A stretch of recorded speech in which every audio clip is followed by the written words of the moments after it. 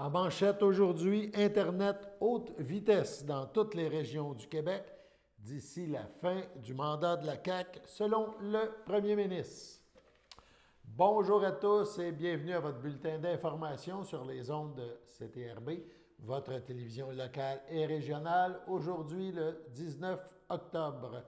On parlera donc d'Internet haute vitesse un petit peu plus tard dans ce bulletin.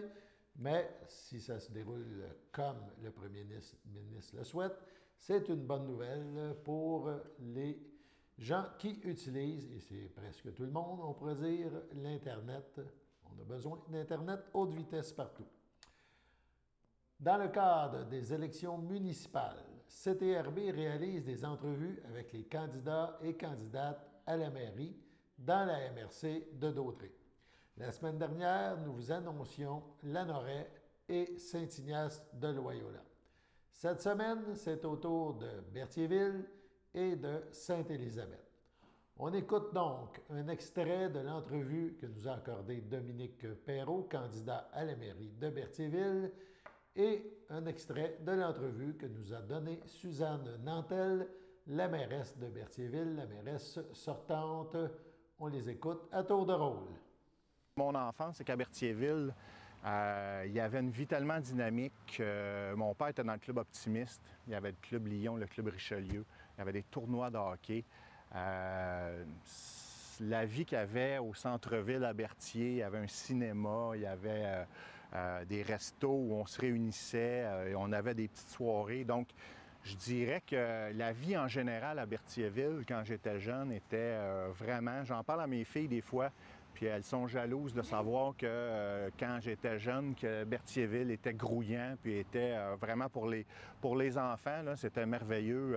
Chaque saison était remplie d'activités et d'occasions, disons, de s'épanouir. OK, parfait. D'année en année, hein, ça fait 20 ans, 25 ans, 20 ans que j'habite Berthier, mais j'ai été élevé à Sainte-Geneviève-de-Berthier. Donc, pour moi, Berthierville, c'est ma ville. J'ai décidé d'enseigner à Berthier. J'ai décidé d'avoir un commerce à Berthier. J'aurais pu aller ailleurs. On avait des propositions, mais nous, la microbrasserie, au départ, on l'a appelée microbrasserie Berthierville. Moi, je suis attaché à la ville de Berthierville. Depuis des années, je me fais dire, tantôt, il n'y a pas plus tard qu'une demi-heure, je me suis fait dire que la ville était à l'agonie ou presque. Je ne suis pas là pour blâmer personne. Moi, je suis là pour regarder vers l'avant. Donc, moi, mon plan politique, c'est que je veux faire... En fait, je vais avoir besoin... J'ai tellement de projets et tellement d'idées puis de trucs à apporter que je crois que ça peut se faire sur un horizon, disons, de 8 ans, 10 ans. Je dirais que c'est un horizon 2030, c'est de transformer la ville, puis c'est de la faire revivre, lui donner une couleur, lui donner une fierté, puis que les gens de Berthier, au lieu de se dire qu'il n'y a rien à Berthier, puis d'aller à Joliette, au lieu de se dire qu'il n'y a rien à Berthier, d'aller à Trois-Rivières, d'aller à Sorel, d'aller à Montréal, bien que même que les gens d'ailleurs se disent « Hey, va à Berthier, il y a quelque chose qui se passe ». Je parlais de ma jeunesse tantôt. Les repas, les soirées, les voyages qu'on faisait avec mes parents, ma soeur, mes deux frères, on était une famille tissée serrée. Et lors des soupers qui étaient organisés de façon un peu plus solennelle les samedis soirs, on pouvait là, échanger sur un paquet de sujets de l'actualité et autres. Je voudrais offrir à la population pour encore les 4 prochaines années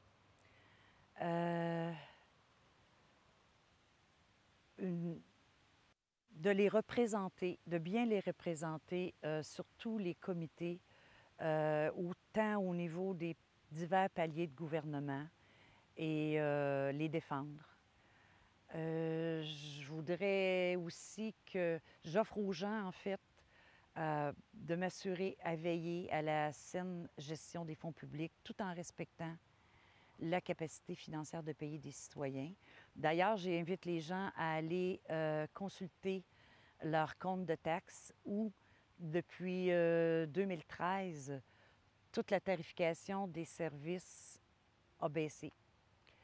J'offre aux gens aussi de continuer à accroître la richesse de notre ville. De 2013 à aujourd'hui, la richesse foncière a augmenté de 119 millions. Je vais continuer à solliciter les investisseurs, les promoteurs pour qui viennent dans la ville de Berthierville.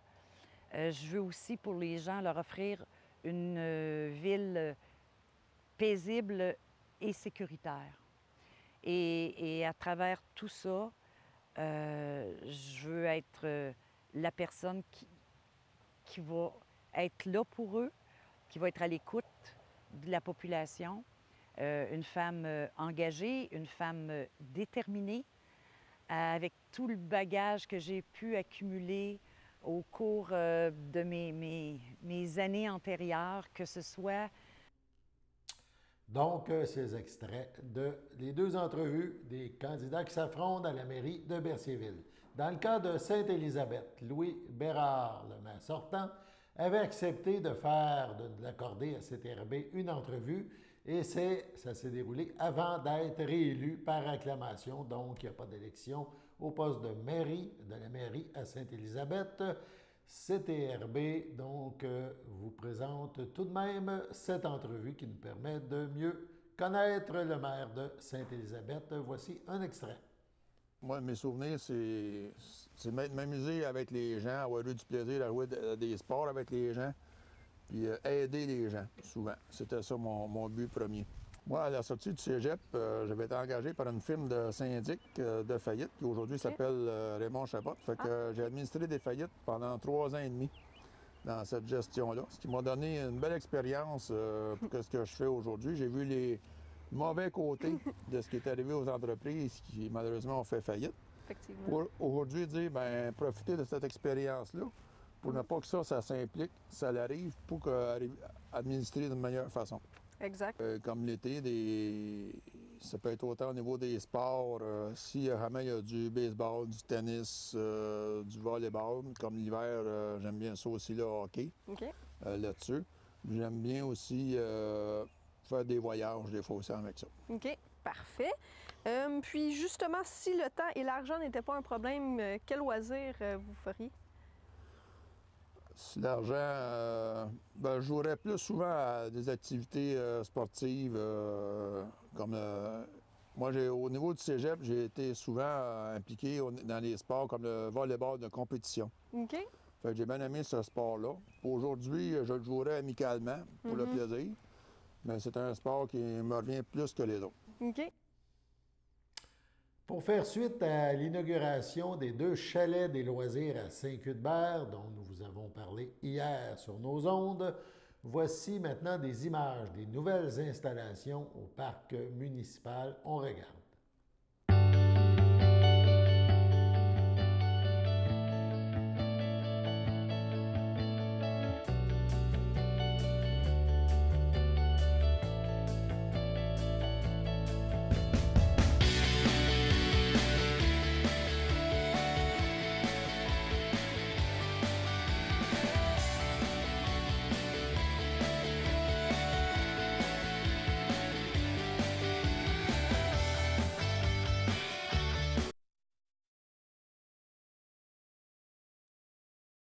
Belles images du parc municipal. Allons maintenant à la pause.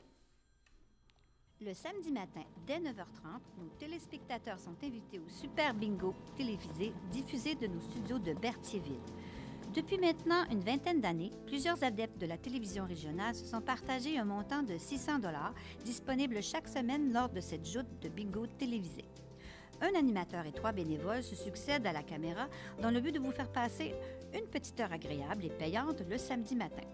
On peut se procurer les cartes de jeu chez les dépositaires autorisés participants, c'est-à-dire à Berthierville, le dépanneur Formule 1 rue Gilles Villeneuve, le marché IGA Extra sur la rue Gabrielle Brissette, le marché Métro rue Notre-Dame, la pharmacie Proxime rue Frontenac, le garage Pétroté sur la rue Gilles Villeneuve, et à Saint-Ignace-de-Loyola, le marché Aldo rang Saint-Michel, le dépanneur Le Magasin Esso sur le chemin de la Traverse. C'est un rendez-vous tous les samedis matins à 9h30 sur les ondes de CTRB, votre télévision régionale et communautaire.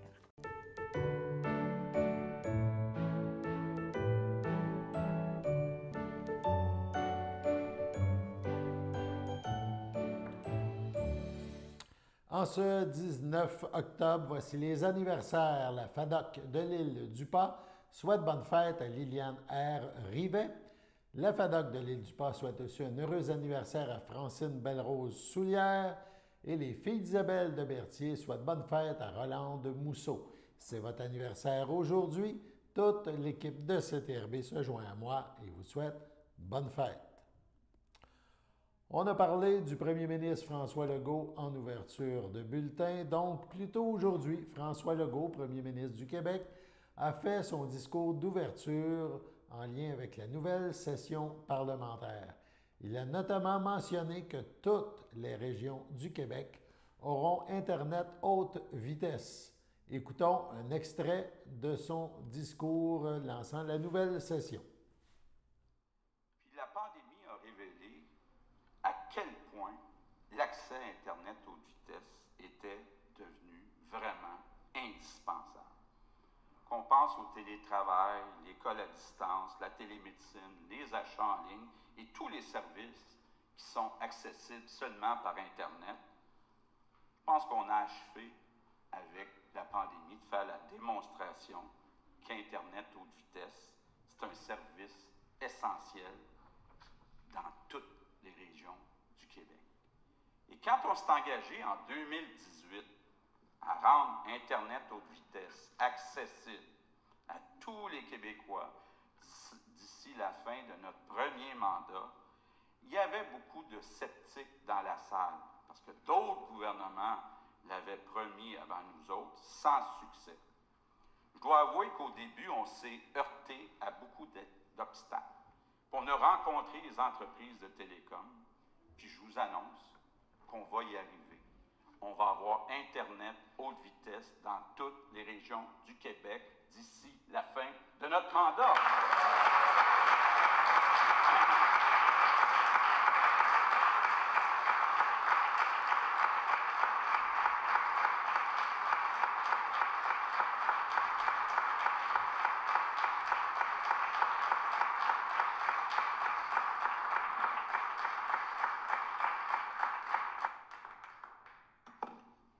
Depuis un an et demi, nos enfants, nos adolescents, nos jeunes adultes ont fait beaucoup de sacrifices.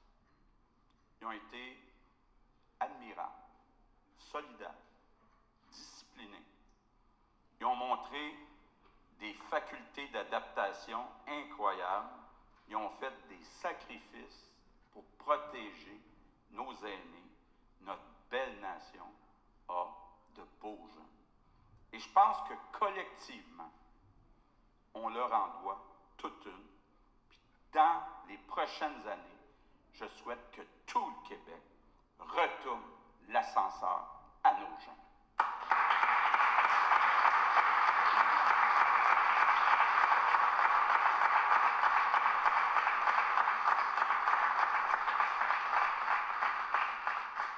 Au début de notre mandat, je le disais tantôt, on a éliminé pour les tarifs de garderie la taxe qui pigeait des milliers de dollars dans les poches des familles de la classe moyenne. On a ramené les tarifs à 8,50 $ pour tout le monde.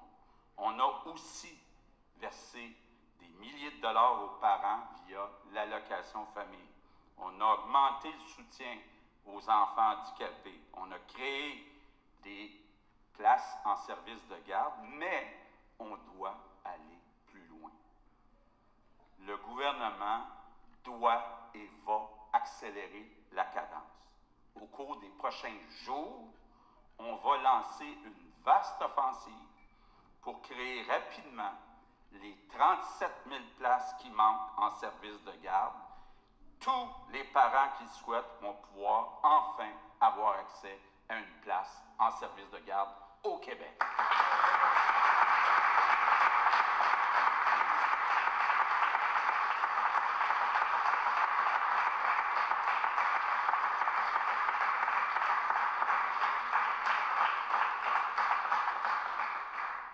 Mais on a aussi un défi pour recruter des éducatrices en service de garde.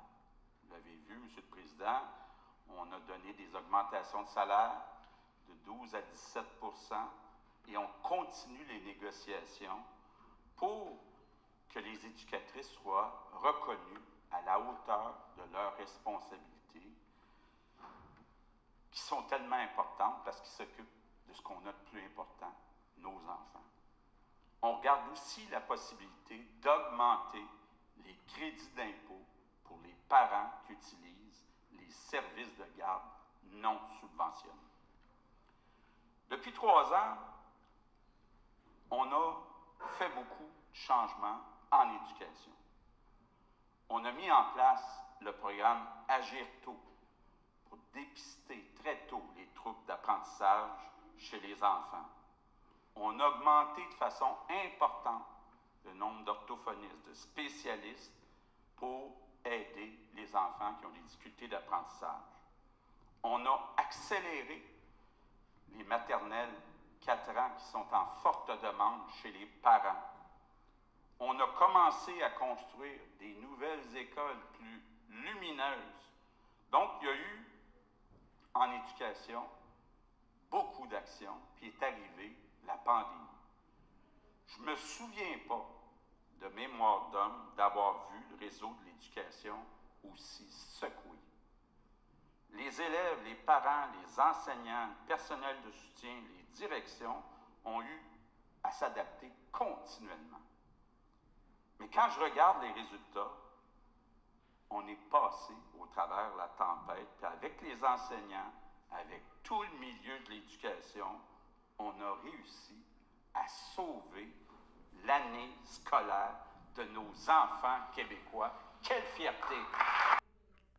On parle maintenant de Semaine nationale de la santé et de la sécurité du travail, à la suite de l'adoption du projet de loi numéro 59, qui deviendra sous peu la nouvelle loi 27. Plus que jamais, tous les milieux de travail devront revendiquer et agir en matière de santé et de sécurité du travail. David Bergeron-Cyr, vice-président de CSN, responsable de la politique santé-sécurité du travail, dénonce, même si nous reconnaissons certaines avancées, au lieu de réellement moderniser la loi sur la santé et la sécurité du travail, la LSST, et la loi sur les accidents du travail et les maladies professionnelles, la LATMP, le projet de loi numéro 59 du ministre du Travail, Jean Boulet, nous a imposé des reculs historiques importants avec lesquels nous devons maintenant composer, a-t-il mentionné. Martin Haché, vice-président du Conseil central de la Naudière CSN, conclut: nous devons donc redoubler de vigilance en agissant dans chaque milieu de travail dès que des enjeux de sécurité, santé au travail doivent être soulevés. En ce sens, j'incite tous les travailleuses et tous les travailleurs du Québec à prendre la juste mesure des enjeux de santé, sécurité au travail dans leur milieu. Ça fait plus de 100 ans que nous luttons pour que les travailleuses et travailleurs, et plus que jamais, il est donc primordial de poursuivre la défense de notre droit de travailler sans risquer nos vies et notre santé, a-t-il conclu. Rappelons que du 17 au 23 octobre, lors de la Semaine nationale de la santé et de la sécurité du travail, la CSN réitère l'importance de revendiquer des mécanismes de prévention et d'agir rapidement afin d'éliminer les dangers à la source. Allons à la pause.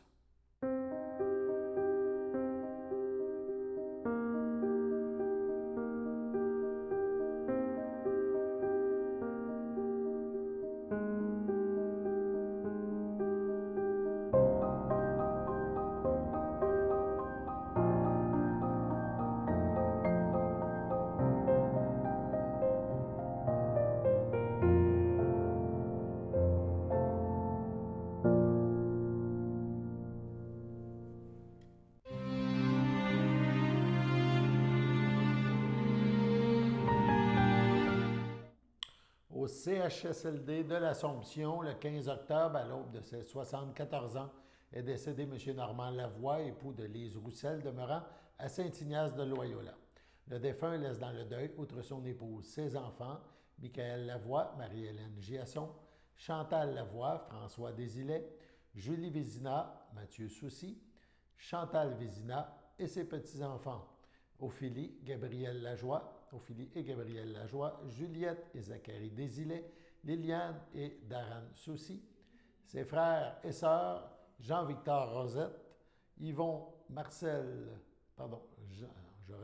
Jean-Victor Rosette, Yvon, Marcel, Rachel, René, Maude et leurs conjoints, ainsi que plusieurs neveux, nièces, autres parents et amis. La famille vous accueillera le 22 octobre, vendredi, dès midi, au complexe funéraire Efterio de Berthierville. Suivra une liturgie en la chapelle du complexe à 14 h. Veuillez compenser l'envoi de fleurs par des dons à la Société d'Alzheimer qui seront acceptés au salon. À son domicile, le 9 octobre dernier, à l'âge de 46 ans, est décédé Martin Deschaines, fils de Francine Sylvestre et Marcel Deschaines, demeurant à Saint-Cuthbert. Il laisse dans le deuil, outre ses parents, son ami de cœur Vicky Bérard, ses frères et sa sœur. Éric Deschaines, Caroline Rousseau, Patrick Deschaines, Julie Poirier, Nancy Deschaines, Patrick Garceau, ses neveux Philippe et Julien Deschaines, Maxime Sylvestre et Théo Beaufort, ainsi que plusieurs oncles, tantes, cousins et cousines, autres parents et amis. La famille vous accueillera le vendredi 22 octobre prochain dès 19 h au complexe funéraire Thériault à Berthierville. Suivra une cérémonie à la chapelle du complexe à 21 h. Au pavillon Sainte-Foy de Berthierville, le 17 octobre, à 92 ans, est décédé M. Jean-Paul Barrette, époux de feu Odette Ringuette. Il a rejoint son fils Danny. Il laisse dans le deuil sa fille Suzy Barrette, feu André Lefebvre, son fils Georges Barrette, Laurie Bussière, ses petits-enfants Dominique Lefebvre, Vince et Donovan Barrette, sa sœur Pauline Barrette, feu Maurice Brazeau, ses belles-sœurs Dolores Ringuette, feu Marcel Barrette, Madeleine Viau, feu Dorian Ringuette, Jean-Dac Pagé, feu Gaétan Ringuette, Solange Ringuette, feu René Bélanger, ainsi que plusieurs neveux, nièces, cousins, cousines et amis. La famille vous accueillera dimanche le 24 octobre dès 12h30 au complexe funéraire Thériault à Berthierville. Une liturgie de la parole suivra à la chapelle du complexe à 15 h. Au CHU Fleurimont de Sherbrooke cette fois, le 13 octobre, à l'âge de 89 ans, est décédé M. Roland Blais, époux de feu Gisèle Morel, demeurant à Berthierville. Il laisse dans le deuil ses enfants, Sylvain Blais, Sophie Saint-Arnaud, France Blais, Michel Lacroix, Stéphanie Blais, Mélanie Étu, ses petits-enfants, Jessica Lambert, Rosalie et Charlotte Blais, ses frères et ses sœurs, Pauline Blais, Janine Caillé, Feuréal Caillé, Muriel Blais, Fernand Rivet, Normand Blais, Liliane Blais, Yvon Blais, Claudette Plante, ses beaux-frères et ses belles-sœurs, Marcel Vadnet, feu Maurice Vadnet, Janine Turcotte, feu Jean Turcotte, Nicole Lambert, feu Claude Lambert, Réal Morel, Janine Ducharme, Gertrude Garceau, feu Aurel Garceau, ainsi que plusieurs neveux, nièces, autres parents et amis. La famille vous accueillera le samedi 30 octobre dès midi au complexe Thériault à Berthierville, au complexe funéraire Thériault, donc à Berthierville. Suivra une liturgie en la chapelle du complexe à 14h30. Au CHSLD de l'Assomption, le 15 octobre, à l'aube de ses 74 ans, est décédé M. Normand Lavoie, époux de Lise Roussel, demeurant à Saint-Ignace de Loyola. Oh, on l'a mentionné tantôt. On s'excuse. On passe maintenant à la météo.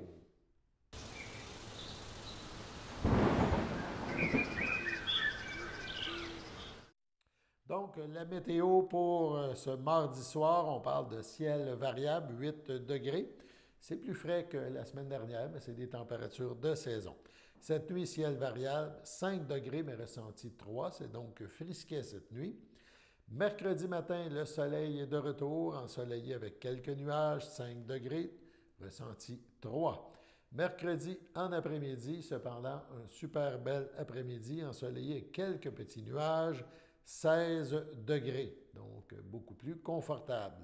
Mercredi en soirée, ciel variable 11 degrés et dans la nuit de mercredi, le ciel sera nuageux avec certaines éclaircies. On parle à ce moment-là de 7 degrés. Poursuivons le bulletin avec le dernier bilan COVID dans la Naudière en date du 19 octobre. Le total de cas actifs liés à la COVID-19, on parle dans la Naudière de 296 cas. Au total, 27 150 Lanaudois ont contracté la COVID-19. De ce nombre, 26 326 Lanaudoises, Lanaudois se sont rétablis de la COVID. 528 sont décédés. Une personne présentement est aux soins intensifs et 17 autres sont hospitalisés.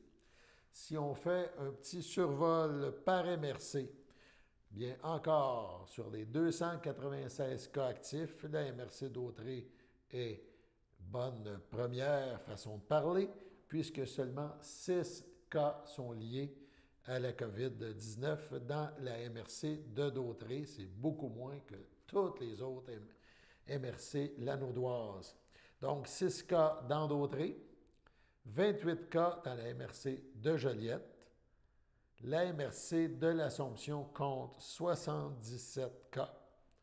La MRC de Montcalm, 24 cas. Celle de Matawini, dans le nord, 36 cas.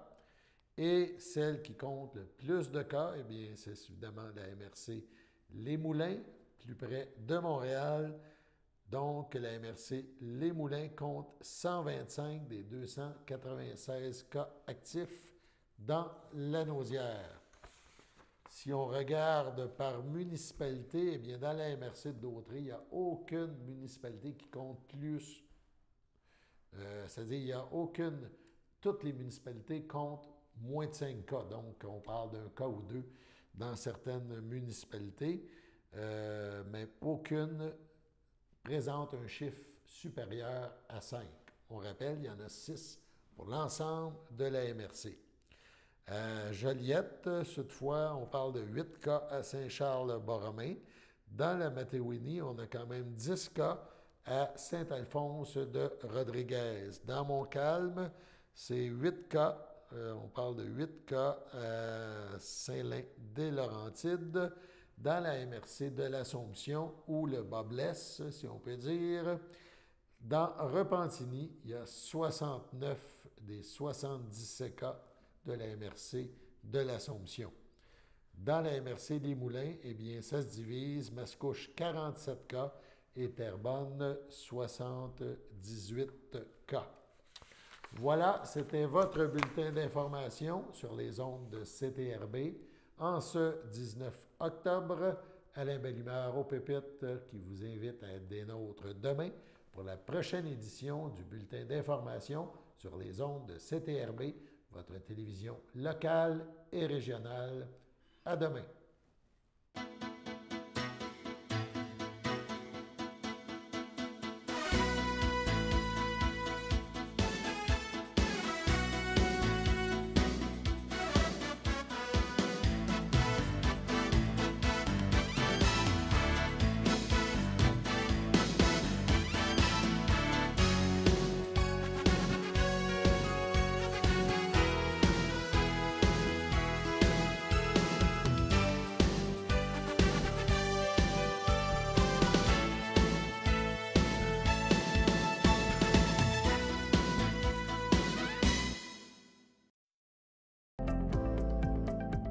Les télévisions communautaires autonomes du Québec, ce sont les télévisions les plus importantes parce qu'elles sont proches de la communauté.